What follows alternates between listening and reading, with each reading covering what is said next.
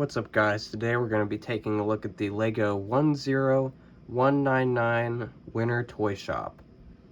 This is the first ever installment in the Winter Village toy collection.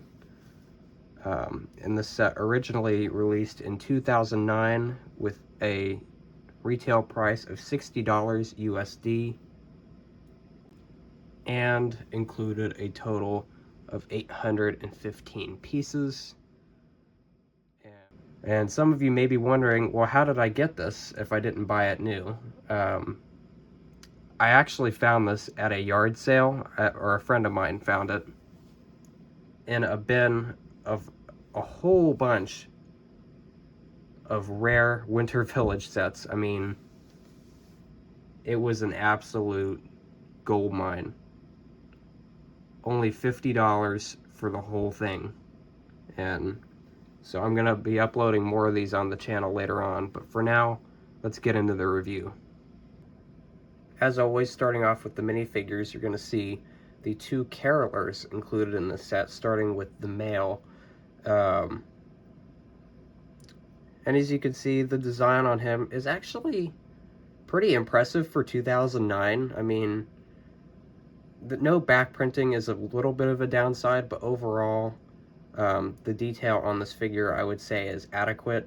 The face, the singing face, or, the caroling face looks really good on him.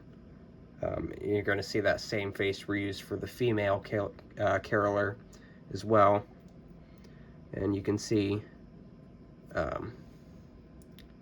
there's a little angled piece and a Technic clip bar used to represent a book.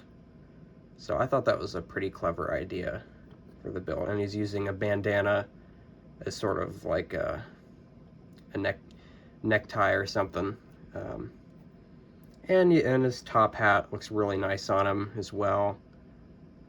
Overall, just a really nice, good-looking figure for the time, I would say. Up next, we have the female caroler, and just the same as the last one. I mean, she has the same build for the book of hymns. And, the detail is a little bit lackluster on her.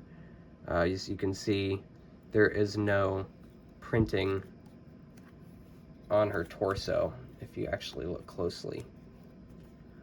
And they're using the 45-degree slope to represent a skirt piece, because they didn't have the newer dress piece at the time.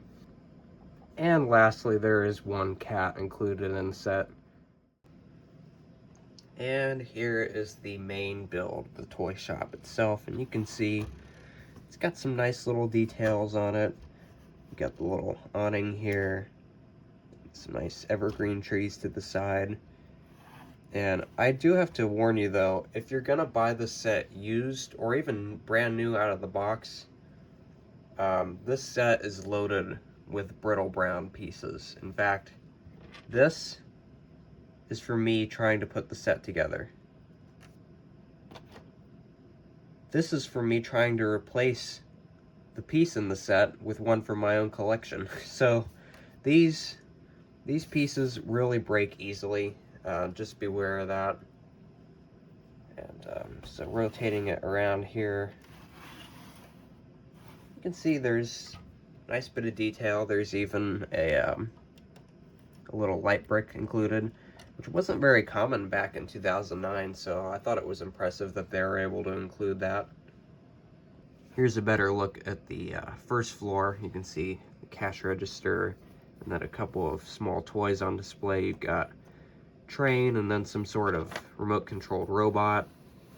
And there's just a little fire, if you can see in there. It's kind of hard to see. There's just a little fire in there crackling.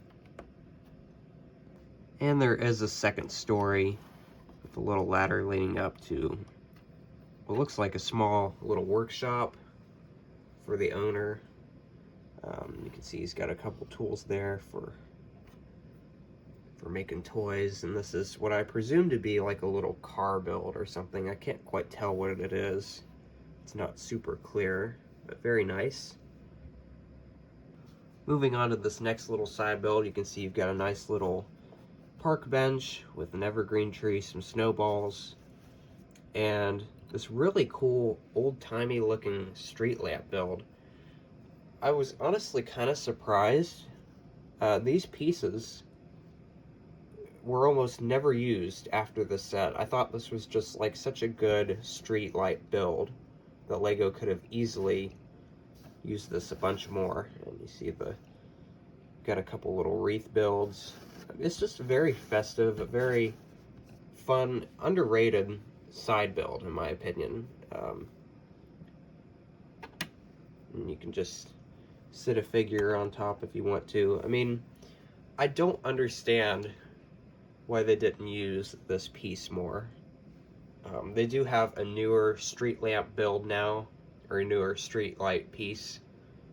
But just the spherical, it's technically it's in two pieces, but these half spherical molds, I just thought were really good for the time, and I don't know why they didn't reuse them more. I mean, maybe it's just me. I just think they could have done a lot more with those, but really, really nice little build. And moving on to our very festive little Christmas tree build. Something about this to me just really screams classic LEGO. I just love the build they chose for this tree. I mean, it's relatively simplistic and yet has such a charm to it. I can't quite describe it fully, but it's very colorful, very vibrant, and I'm just super impressed. For a very simplistic build, it just looks so well done. And you've got a ladder here on the side for decorating the tree, as well as a few toys that we'll get a closer look at in a second. But I mean, let's just take a minute here and just admire the tree. It looks so well done. You can see the little bulbs and lights on it.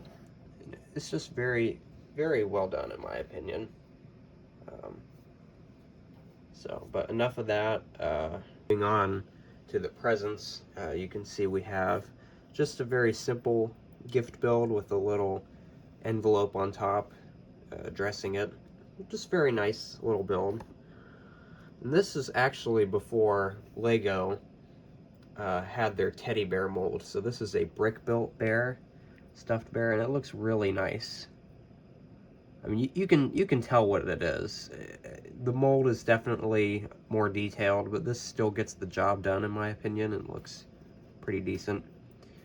But my favorite by far has to be this Jack-in-the-Box.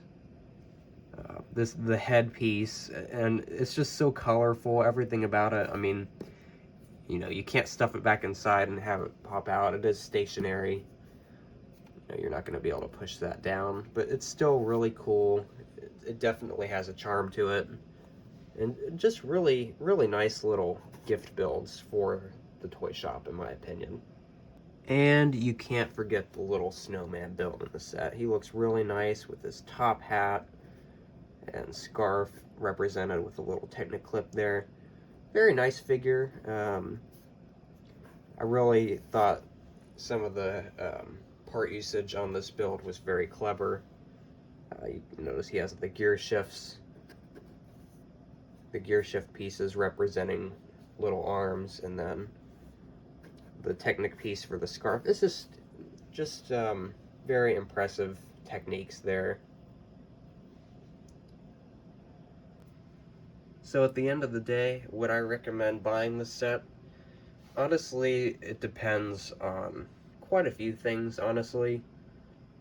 I mean, this does retail for about $150 used on the secondary market, which is a lot.